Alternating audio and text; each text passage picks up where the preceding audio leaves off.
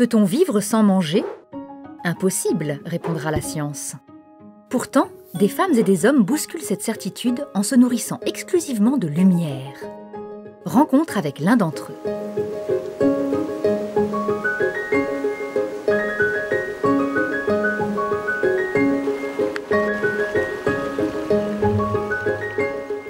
Si la lumière abrite nos origines, si elle peut nous soigner, est-il envisageable qu'elle puisse nous alimenter? La question est posée. Gabriel Lescois habite en Lorraine. C'est un curieux de nature, attiré par l'irrationnel, par ce que l'œil ne voit pas. Et depuis 2012, devinez quoi? Il ne mangerait plus que du prana. Je me nourris de la lumière, je me nourris de l'instant présent, de méditation, de relations, de couleurs, d'odeurs. Et puis, de temps en temps, et c'est là où je peux difficilement donner un nombre de jours, je prends un peu de chocolat et un peu de champignons crus. Un illuminé? Pas vraiment. Infirmier de formation, Gabriel a pratiqué pendant plusieurs années dans la médecine, de la chirurgie à la gériatrie, en passant par l'humanitaire. Mais en 2010, un documentaire s'intéressant au respirianisme va troubler sa philosophie mécaniste. Qu'un humain puisse vivre de lumière dépasse mon entendement, car nous ne sommes pas des plantes, nous sommes des êtres humains.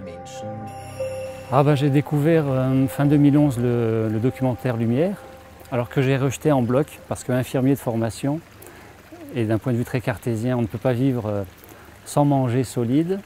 Donc j'ai dit c'est n'importe quoi. La remise en question est profonde. Une interrogation s'impose. Est-il possible d'améliorer sa santé grâce au prana? Jour après jour, son rapport à l'alimentation change. Et puis j'aime bien raconter cette petite anecdote qui a été un point de départ important aussi et qui n'a pas été volontaire de ma part. C'est qu'en allant à cette époque, début 2012 où je mangeais encore, en allant dans une boulangerie pour aller acheter une espèce de pizza fougasse avec de la viande dedans, et j'ai vu, ou m'a été apparu, il m'a été donné de voir l'énergie de la mort. Et c'est-à-dire que j'ai vu une tête de mort se superposer sur cette nourriture à base de viande. Et là, ça a été radical, c'est-à-dire que de ce jour-là, je n'ai plus jamais mangé de viande. Et puis, ça a enclenché un processus de manger moins, où je suis passé progressivement de 3 à 2 et puis un repas par jour.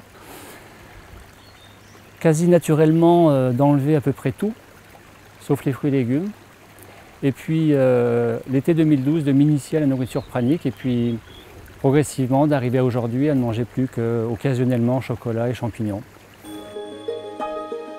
Il s'initie à ce mode alimentaire qui devient vite une hygiène de vie, accompagnée d'eau et de tisane. Alors moi je fais du sport, donc je vis tout à fait normalement, je ne suis pas un extraterrestre pour autant.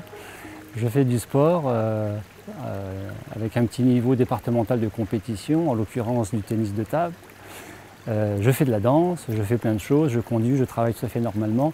Par contre, j'ai besoin d'un certificat médical tous les ans pour accéder au sport. Et j'en profite pour faire une prise de sang.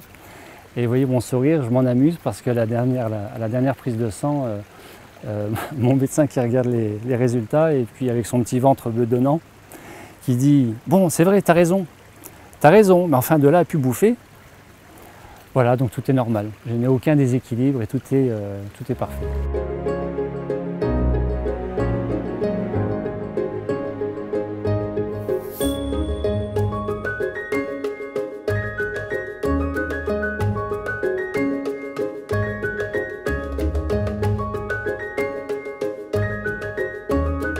Son poids se stabilise, les efforts de digestion s'évaporent, ses nuits deviennent plus courtes. Mais la lumière, Gabriel, est-ce vraiment riche en vitamines? Si on considère que toute cette structure est vibratoire énergétique, eh bien le potassium, le calcium, les nutriments, les oligo-éléments, tout ce dont a besoin l'organisme pour vivre, c'est aussi de l'énergie. Et cette même énergie qui est identique, intérieur-extérieur, qu'on appelle la nourriture pranique, qui est le champ unifié quantique, finalement apporte à l'organisme tout ce dont il a besoin. Et donc le potassium, c'est de l'énergie. Le calcium, c'est de l'énergie. Les nutriments, ce sont de l'énergie, tout simplement. Et l'énergie, on pourrait dire ça aussi de la lumière, finalement. La lumière. Si vous voulez, moi j'aime bien comparer J'aime bien comparer notre organisme à une voiture qui fonctionne à l'essence et dont on ne savait pas jusque-là que ça fonctionnait aussi à l'électricité. Nous avons un réseau électrique au niveau du cœur, au niveau du cerveau. On a un réseau électromagnétique par les méridiens, par toutes ces enveloppes qui sont là, corps éthérique, corps astral, etc., puisque nous serions composés de 7 corps, emboîtés comme des poupées gigognes. Par contre, ce système-là, il tourne au ralenti. Et naturellement, le corps a pris la mauvaise habitude, c'est pas mauvais dans un sens jugement, mais pas optimalement parlant, de se reposer sur ce qu'on lui a apporté de l'extérieur, c'est-à-dire la nourriture qui passe par la bouche. Et d'avoir un petit peu endormi ce système pranique. Donc il suffit tout simplement, et c'est ça le côté délicat de la chose, pour les gens qui sont intéressés par la nourriture pranique ou se nourrir davantage de cette énergie, c'est de passer de l'un à l'autre partiellement ou complètement. Parce que ça nécessite un réveil d'un programme qui est là chez tout le monde, qui est le prana.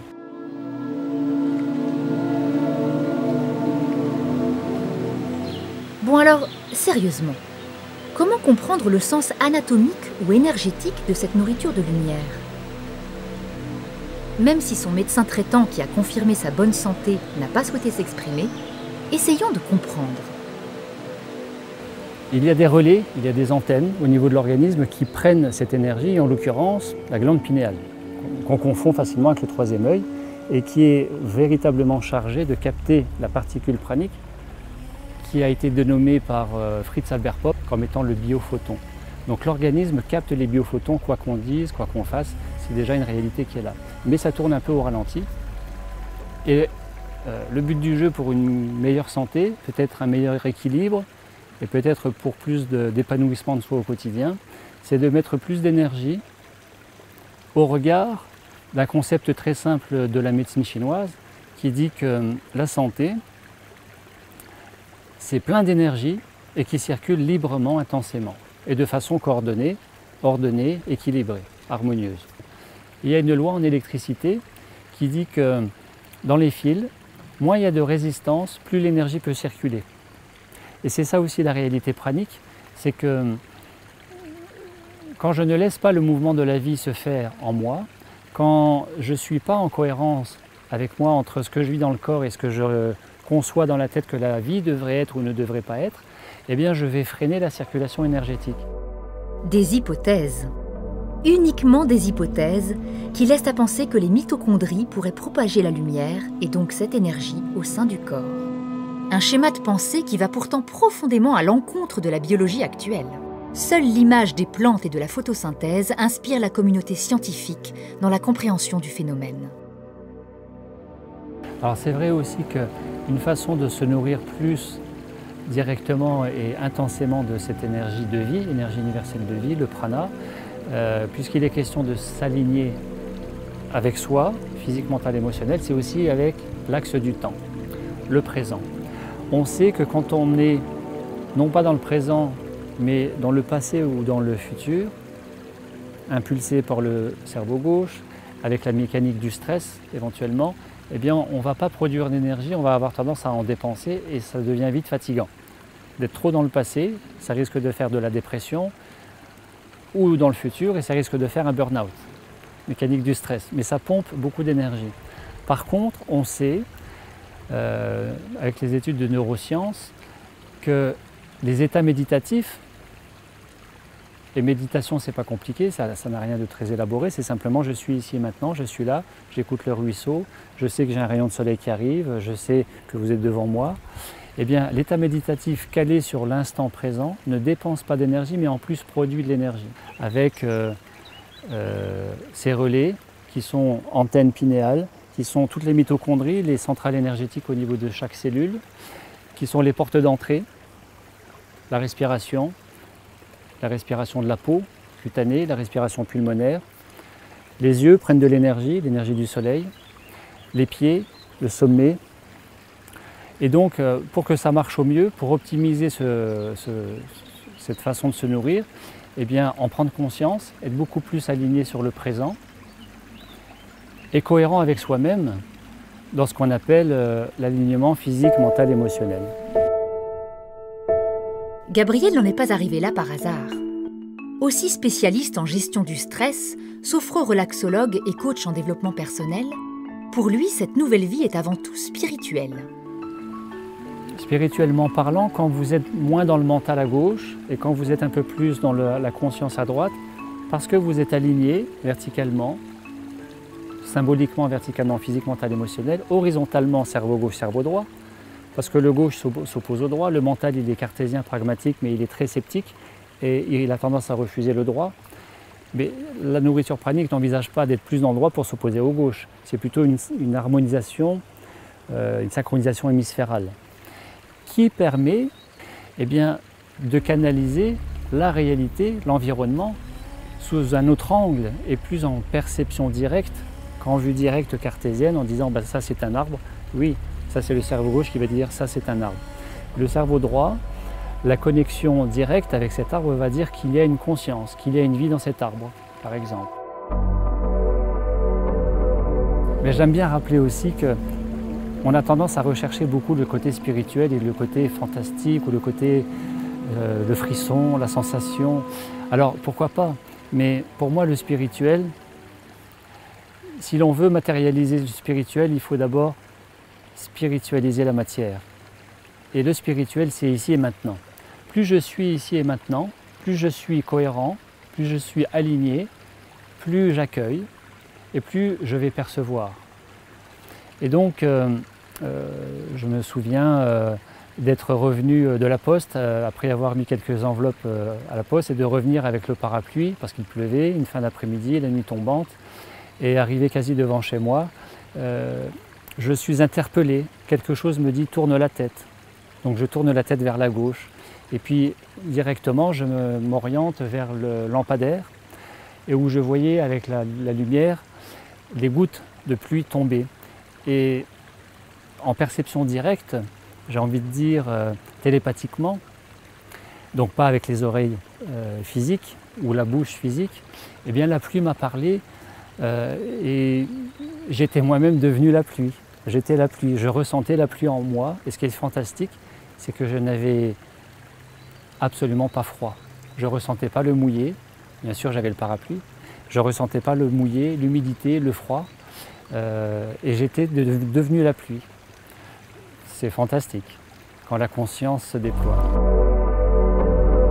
On parle du champ unifié quantique, on parle d'une trame quantique dans laquelle nous serions compris. Autrement dit, d'un point de vue spirituel, parlons spiritualité, nous sommes dans l'univers, mais l'univers est aussi en nous. Et par extension, il est tout à fait possible de ressentir pleinement que nous sommes l'univers, que l'infiniment petit est à l'image de l'infiniment grand, mais qu'en réalité, il n'y a pas de différence entre ces deux entités, infiniment petit et infiniment grand, et que nous sommes à la fois l'eau, la terre, l'air, le feu. Nous contenons les quatre éléments. Nous sommes véritablement des êtres alchimiques. Et parce que nous nous sommes déconnectés de cette réalité alchimique, eh bien nous nous nourrissons solides à travers la chimie des aliments. Et la nourriture pranique, en se reconnectant à cette réalité intérieure d'abord, nous permet de nous reconnecter à cette réalité extérieure, le matériau pranique, et de passer de la chimie des aliments à l'alchimie de la conscience.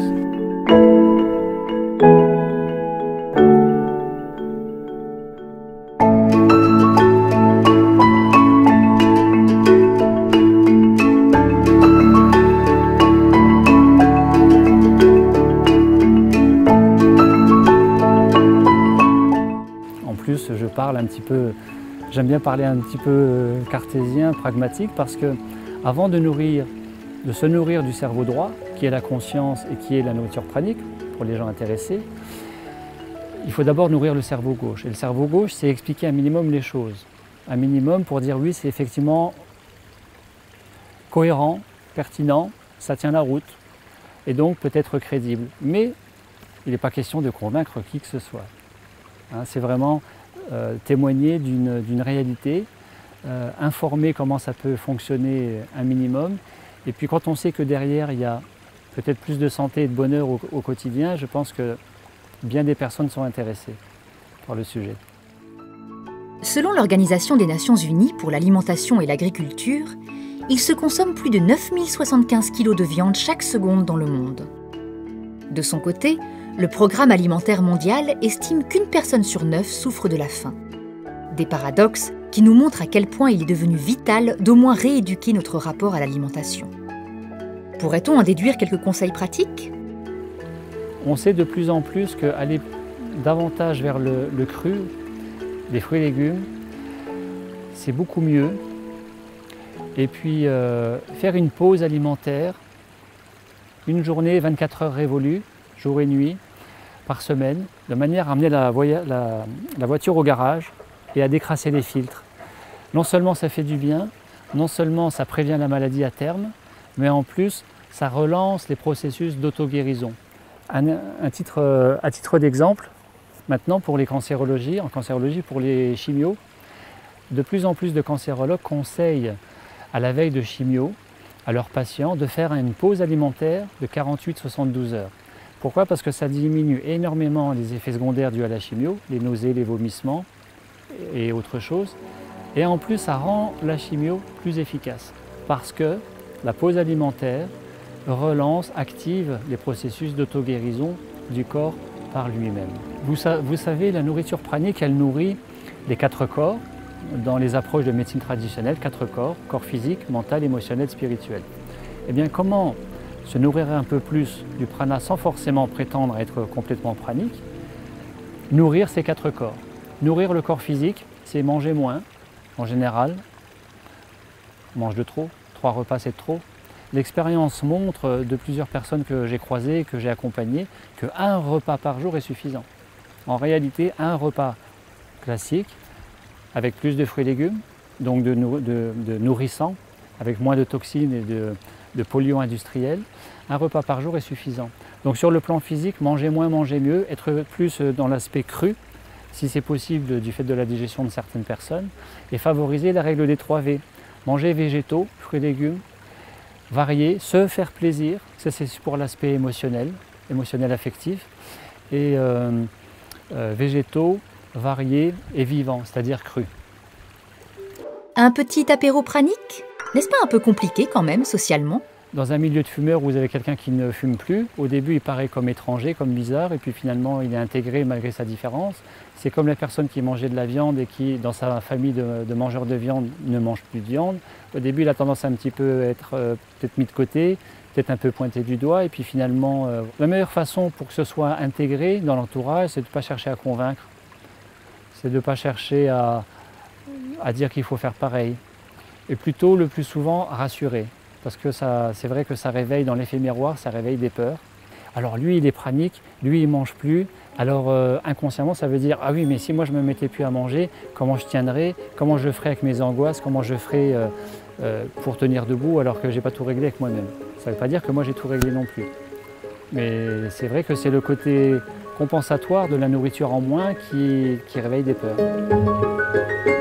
Loin d'une technique de privation, la nourriture pranique est devenue pour lui un enrichissement du vivant. Mais au fait, la nuit ou dans une grotte, a-t-on le droit d'avoir un petit creux? Alors ça marchera puisque quand on dort, la nuit, porte fermée, volets fermés dans un noir total, il y a plein de lumière dans l'atmosphère et ce n'est pas une question de je vois ou je vois pas, je suis éclairé, il fait jour et donc il y a de la lumière, il y a du prana, parce que le prana il est là en permanence. Dans un placard à balai qui est tout le temps fermé, il y a aussi du prana dedans. Et en plus, comme tout est énergie, tout est prana. Si cette rencontre nous invite avant tout à nous réconcilier avec notre corps, nous vous conseillons vivement de ne pas tenter l'expérience sans l'avis de votre médecin traitant et sans un encadrement strict et vigilant, afin de ne pas vous envoler trop vite vers les étoiles.